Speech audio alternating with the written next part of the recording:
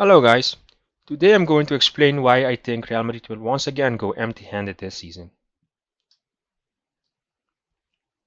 On the screen you guys can see the lineup they used against Paris Saint-Germain in the Club World Cup semi-final, and I want to explain a little bit based on this formation.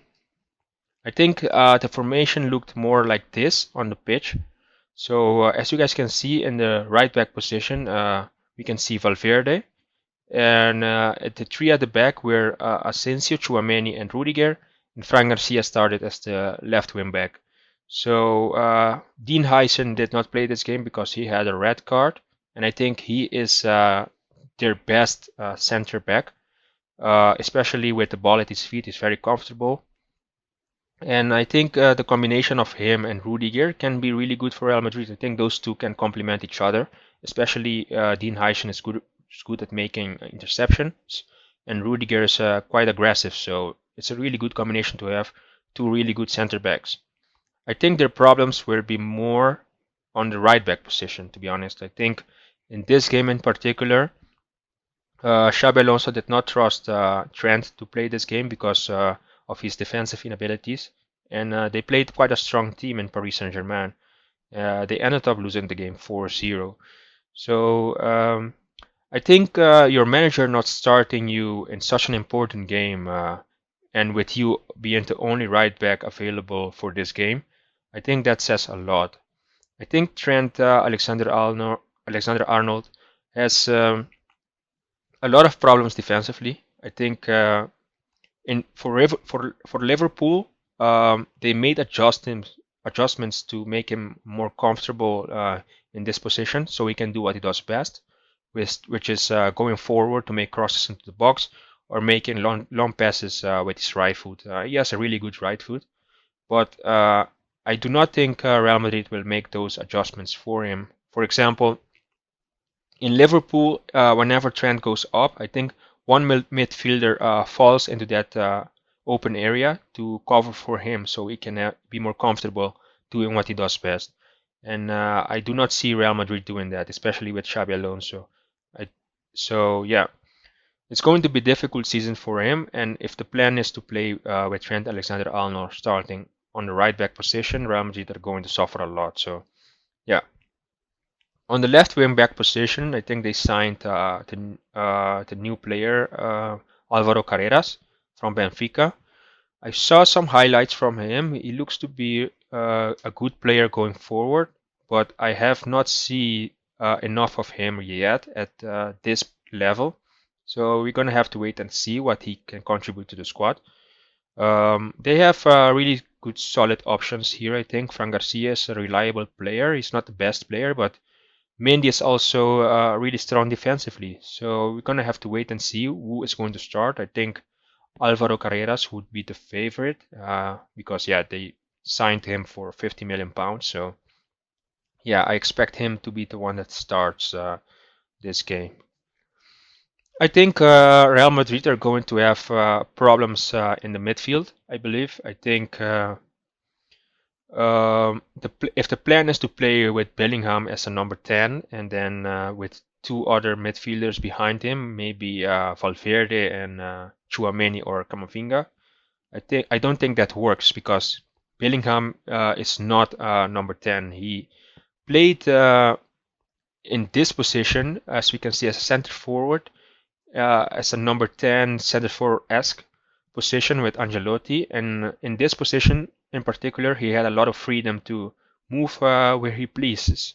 So, and he usually makes the difference with goals and assists, but he's not such a creative midfielder, comfortable in tight areas, holding the ball and stuff like this, and dribbling maybe with not a lot of spaces. So if teams sit back against Real Madrid and you have a player like Bellingham as your attacking midfielder, I don't think that works because he's not really creative in that position. I think he makes the difference with late runs into the box to score goals. He's really comfortable in the box to score. He's really calm in front of the goal, but being the creative outlet, I don't think that suits him. He doesn't have the build for that. To be honest, he's a quite tall player. He's much more suited to play In the midfield, deeper, maybe as a number 8, as a number 6, maybe with Valverde, and I would have Arda Güler in that more forward area in the number 10. He's much more creative, much more comfortable with the ball in tight spaces, moving, combining with his other teammates. So I think that should be the plan if Real Madrid wants to make a change. So I would play a midfield three of Bellingham, Valverde, and Arda Güler. But I do not see Xabi Alonso doing this. So if Real Madrid wants to achieve anything, I think that should be their get-go midfield. And it's gonna take time also, even if they make those changes to adjust. They're gonna need an adjustment period to understand each other's game, especially Bellingham playing further back and Valverde playing more as a number 10. So yeah, they're quality players, but it's gonna take some time for them to adjust. Moving forward, I think the plan is to have Vinicius on the left wing, Mbappe as the striker, and then maybe Rodrigo or Brahim Diaz as the right winger. But as we saw also last season, that does not work because those three players I mentioned do not put really good high pressure, and they do not they are not really good in their defensive duties. So Vinicius, for example, does not follow his the fullback when the fullback comes to attack, and the same I can say for Rodrigo. They have huge egos. They both, all those three players are more comfortable playing in the left wing position. So it's quite difficult to see how that works. You have three left wingers playing up top. Of course, you're gonna have problems. So yeah, I think Real Madrid have big decisions to make, to be honest, if they want to achieve anything this season. I think you can either play with one of those three. You cannot play all three of them. I think Mbappe is also more comfortable playing from the left wing. I do not like him a lot in that striker position. I think his movement as a striker is not really that good. He always comes short whenever he needs to make that run into the box to just score like easy tap ins. He comes short to try to receive the ball at his feet and do a skill or something to score. He's not really instinctively a striker, so I would prefer to see him more playing from the left.